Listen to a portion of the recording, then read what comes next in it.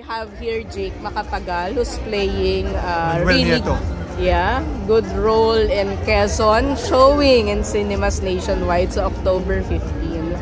So he's here with me to talk about his point of view regarding Nora Aunor. Nakakatuwa naman yun. Nagulat ako yun, meron pala siyang ganung podcast because napakalaking respeto ko kay Ate Guy.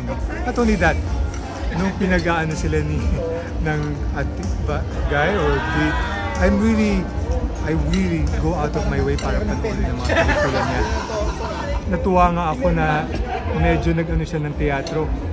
Parang as somebody na taga-teatro, naisip ko na sana makatrabaho ko siya kasi nag-move siya from movies to the theater. And one actress I really watch out for sa lahat ng mga choices niya pagka napaka-dramatic scene. Iba yung naibibigay niyang pinapakita niyang sakit. Iba yung pinapakita niyang ligaya o sakit na tinitis niya dun sa pelikula. Walang skwelang ganun eh. Walang skwelang na matutunan mo dun. But I admire her and I'm glad that there's a community that are talking about the works that she has done, yung mga pelikulang nagawa niya, at sasabayan ko kayo kung paano i-praise ang mga trabaho niya, how she is as a person, na mapagkumbaba. Jake, I'm just curious, no? Sa tingin mo, if Nora had the chance to play a historical character, sino kaya yung magandang? Ang interesting niya yung nanay ni Mon Confiado. The one who...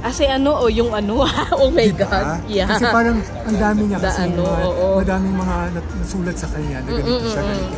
I love that kasi pinapakita yung pagkatao. Hindi yung isang... It's a very strong role. It's a very strong role. Kung siya talaga yung... May chismis kasi na siya yung... Oo. Ang nag-joke sa kanyang anak na ganito ang gawin.